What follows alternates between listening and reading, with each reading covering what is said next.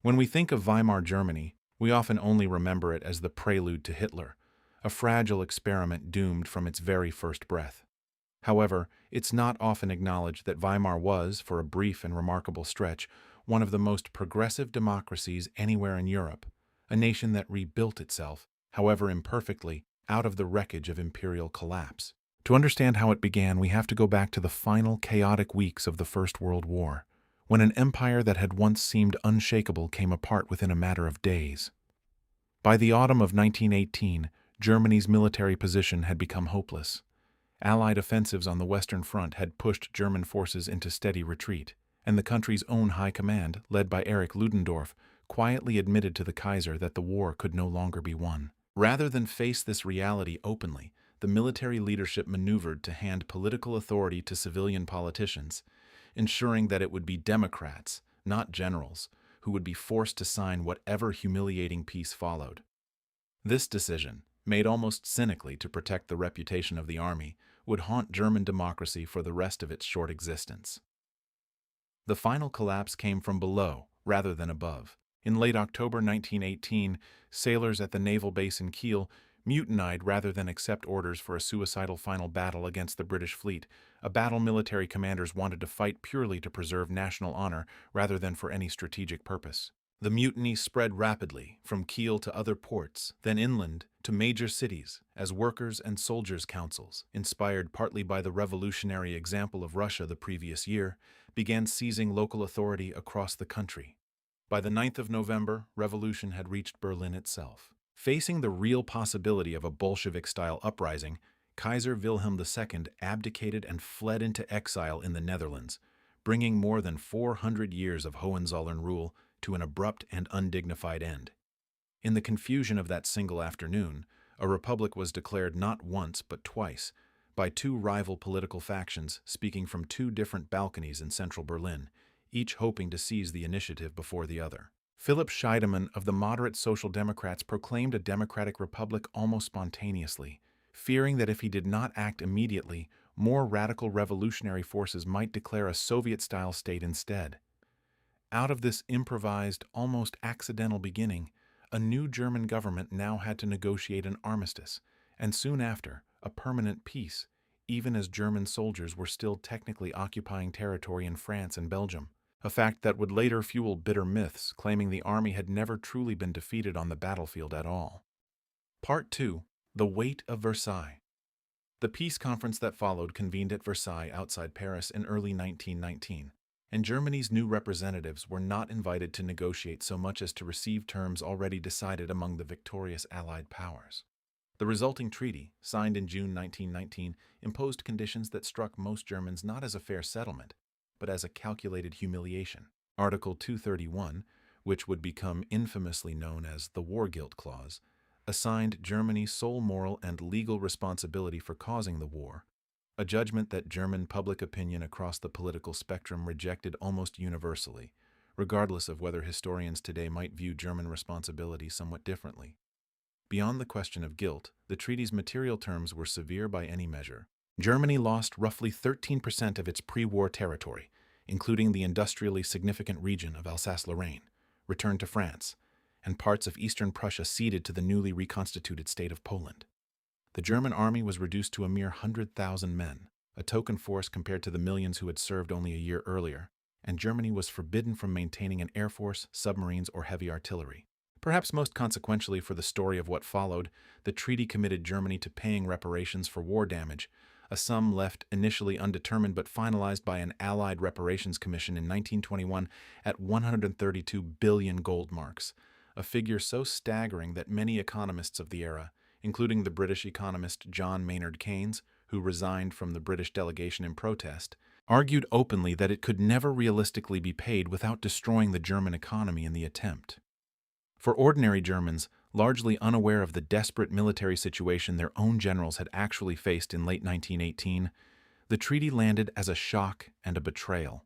A powerful and enduring myth quickly took hold, the claim that the German army had never truly been defeated on the battlefield at all, but had instead been stabbed in the back by socialists, Republicans, and Jews on the home front.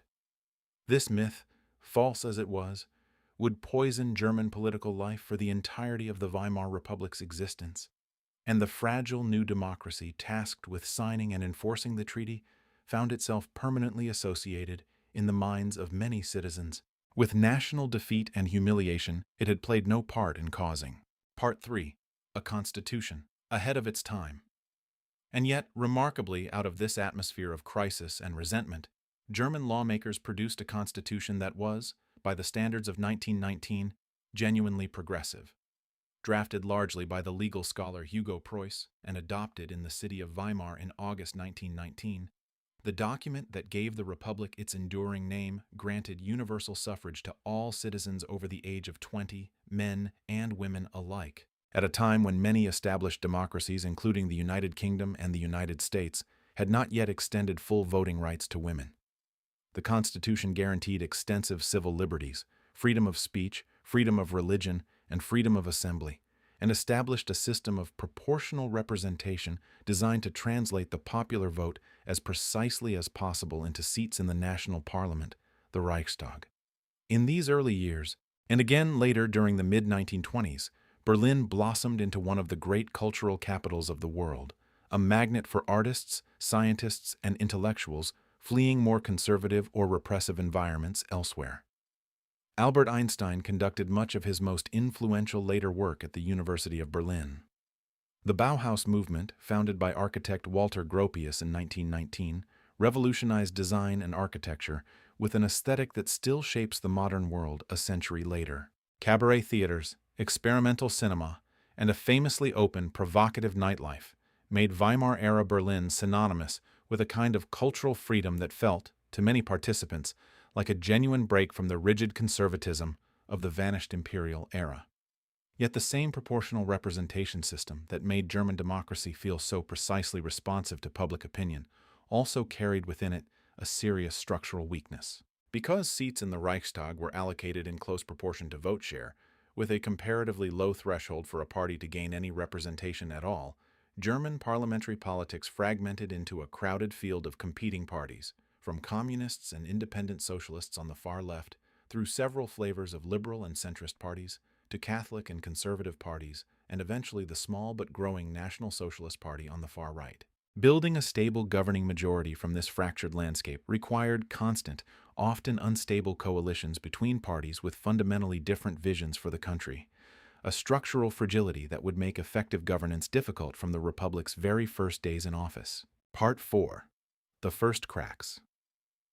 Even setting aside the political turmoil of its birth, the new republic inherited an economic situation that was already deeply unstable well before any currency crisis fully revealed itself.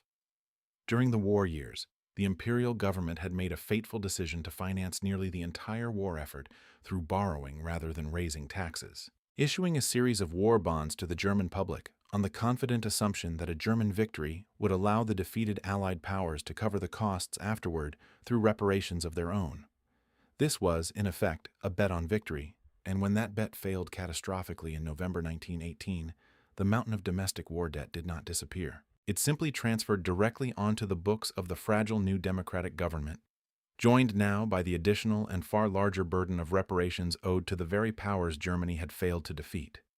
Compounding this inherited debt was a period of near-constant political violence that made stable, coherent economic policy extraordinarily difficult to pursue. In January 1919, communist Spartacist revolutionaries attempted an uprising in Berlin, crushed only through the government's controversial reliance on right-wing paramilitary Freikorps units, whose brutal suppression of the revolt, including the murder of communist leaders Rosa Luxemburg and Karl Liebknecht, deepened bitter divisions on the political left.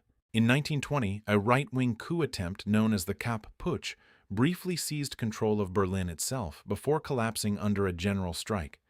Political assassinations became almost routine, claiming, among others, the sitting foreign minister Walter Rathenau in 1922. Against this backdrop of debt, fragmentation, and violence, the Republic's finance ministers faced mounting pressure from every direction, and the temptation to simply print money rather than confront these deeper structural problems directly was, as the following chapter of this story will show, one that Weimar's leadership would ultimately find impossible to resist. Chapter 2. The Death of the Mark. Part 5. printing the problem away.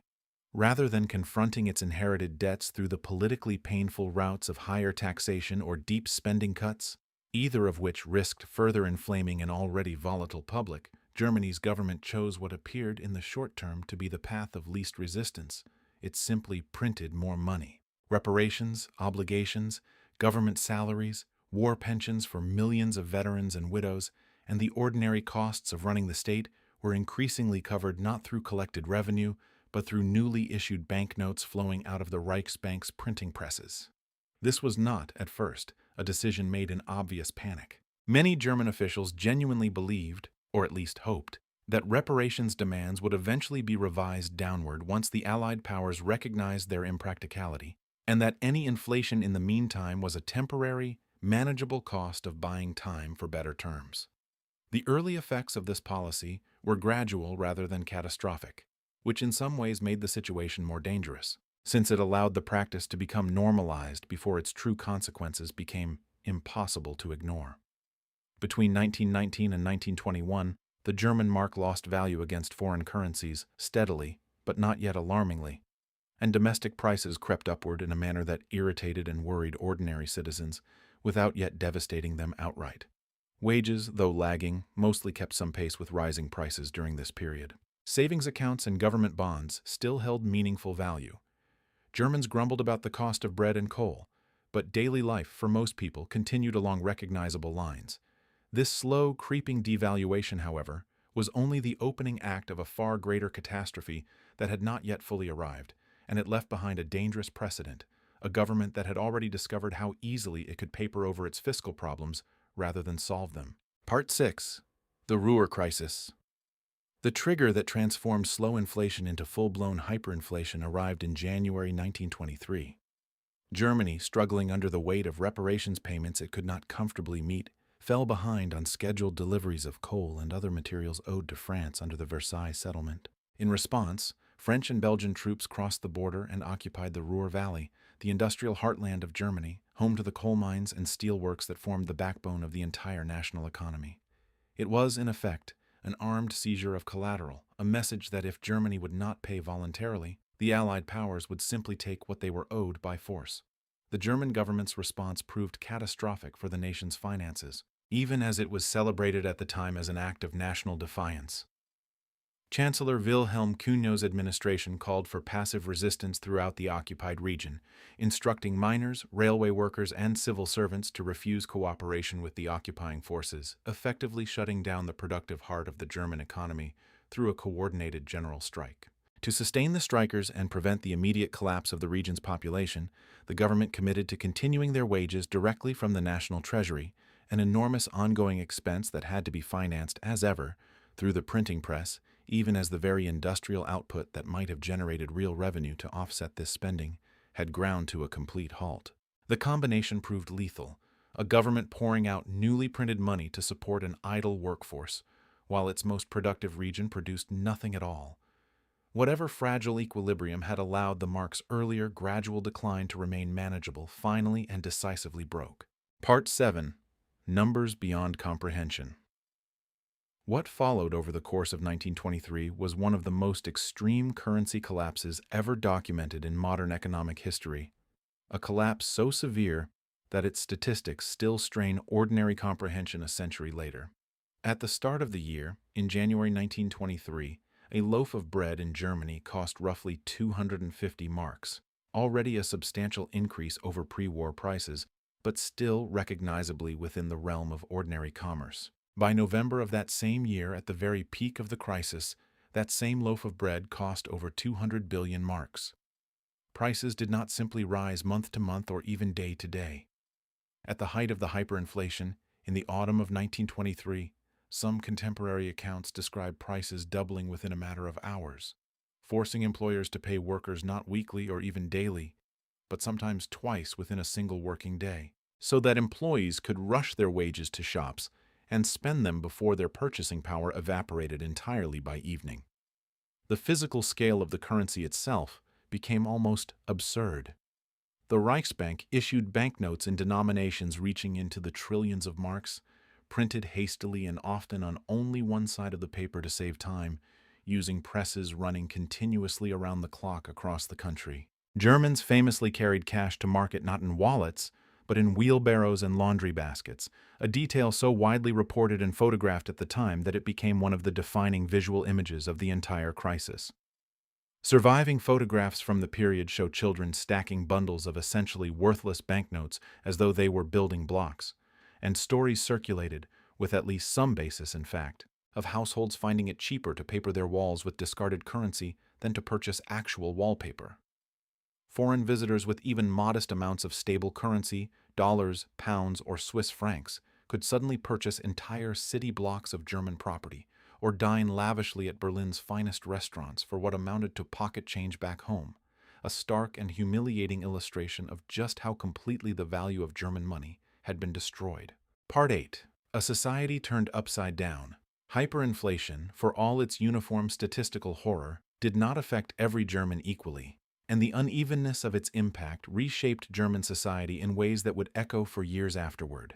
Those who held debts, mortgages on farms and homes, business loans, even long-term government bonds issued in the pre-war period, found themselves, almost accidentally, among the crisis's few beneficiaries. As the value of the mark collapsed, so too did the real value of what they owed, and many debtors found they could effectively pay off substantial loans with an amount of currency that, by the time payment came due, was barely worth the paper it was printed on. Farmers and other holders of tangible physical assets, land, livestock, machinery, goods that retained real value regardless of what was happening to paper currency, often found themselves relatively prosperous, or at least insulated, compared to their fellow citizens in the cities. The middle class bore the opposite fate, and it was here that hyperinflation inflicted its deepest and most lasting social wound. School teachers, civil servants, small shopkeepers, retired professionals living on pensions, and ordinary families who had spent decades carefully accumulating savings in bank accounts or government bonds, precisely the kind of prudent, patriotic thrift the state had encouraged through war bond drives only a few years earlier, watched that lifetime of accumulated security evaporate to functional worthlessness within a matter of months. A pension that had once guaranteed a comfortable retirement became, by late 1923, insufficient to purchase a single loaf of bread. This was not merely an economic loss, but a profound psychological and political betrayal, the destruction of a social class that had believed most sincerely in the stability and good faith of the German state itself. Many historians would later point to this specific wound, the humiliation and impoverishment of Germany's traditionally stable middle class, as a critical ingredient in the political radicalization that would follow in the Republic's later years, a bitterness that far-right movements would prove especially skilled at exploiting once the initial crisis had passed and a new, harder chapter of Weimar's story began. Part 9. A New Currency, a Fragile Peace. By the autumn of 1923, with the mark reduced to little more than worthless paper and the entire German economy teetering on the edge of complete disintegration, the Republic finally found a leader capable of confronting the crisis directly. Gustav Stresemann, who became Chancellor in August 1923 and would go on to serve as foreign minister for most of the remaining Weimar years, moved swiftly to end the disastrous policy of passive resistance in the Ruhr, a decision that was deeply unpopular among German nationalists, but that removed one of the two engines driving the currency's collapse. With that immediate crisis defused, attention turned to the currency itself. In November 1923, the government introduced an entirely new currency, the Rentenmark, under the guidance of Currency Commissioner Hjalmar Schacht, a figure who would go on to play a central role in German economic policy for years to come. What made the Rentenmark remarkable was not any conventional gold backing, since Germany's gold reserves had long since been depleted or committed elsewhere, but rather a more improvised and largely symbolic form of security, a notional mortgage placed against the nation's collective agricultural land and industrial property. In strictly technical terms, this backing was more a matter of confidence than genuine convertible reserves. And yet, remarkably, it worked. The mere announcement of a new currency, issued in strictly limited quantities and explicitly delinked from the trillions of old marks still circulating, was enough to halt the psychological panic driving hyperinflation almost overnight. Prices stabilized within weeks. By the following year, 1924, the Rentenmark was formally succeeded by a more permanent currency, the Reichsmark, backed by more conventional means, and the worst monetary catastrophe in modern European history came, with startling speed, to an end. Stabilizing the currency, however, addressed only the immediate crisis, not its underlying causes, and reparations remained an unresolved and destabilizing burden hanging over the entire German economy. That same year, an international committee led by American banker Charles Dawes negotiated a fundamental restructuring of Germany's reparation schedule. The Dawes Plan, adopted in 1924, reduced Germany's annual payments to more manageable levels, tied loosely to indicators of German economic capacity, and crucially, it opened the door to substantial foreign loans, largely from American banks and investors eager to participate in what looked like a promising European recovery. Germany would now pay its reparations, in significant part using money borrowed from the very countries, principally the United States, that stood outside the original circle of war debts entirely, an arrangement that solved the immediate crisis while quietly building a new and equally precarious foundation beneath it. Part 10. The Golden Years. The 5 years that followed, roughly from 1924 through 1929, are often remembered by historians, not entirely without irony, as the golden years of the Weimar Republic, a period when the young democracy appeared finally to have found its footing after its chaotic and near-catastrophic birth. Industrial production recovered steadily, surpassing pre-war output by the late 1920s in several key sectors. Unemployment, though it never disappeared entirely, fell to levels that allowed for a genuine, if fragile, sense of normalcy to return to German daily life. Real wages for many workers rose meaningfully during these years, and a broader sense of confidence, cautiously optimistic rather than triumphant, began to take hold across German society. Berlin's cultural renaissance, which had begun even amid the turmoil of the early 1920s, reached its fullest and most celebrated flowering during this period. The city's cabaret scene, its experimental theater under directors like Erwin Piscator, and its pioneering contributions to early cinema, including landmark films such as Fritz Lang's Metropolis, released in 1927, made Weimar-era Berlin a genuine global capital of artistic innovation, drawing visitors, students, and émigrés from across Europe and beyond. The Bauhaus School, having relocated from Weimar to Dessau in 1925, continued to shape modern architecture and industrial design in ways that would influence the built environment for the rest of the 20th century. Foreign capital, and American capital above all, poured into Germany throughout these years, financing new factories, modernized infrastructure, municipal housing projects, and the general reconstruction of an economy that had been shattered only a few years earlier. To outside observers, diplomats, journalists, and foreign investors alike, it genuinely appeared that Germany had weathered its gravest post-war crisis and emerged as a stable, modern, functioning democracy, one that had absorbed a currency catastrophe unlike anything experienced by any other major industrial power, and had somehow still managed to rebuild itself into something resembling prosperity. Part 11. A recovery built on borrowed foundations.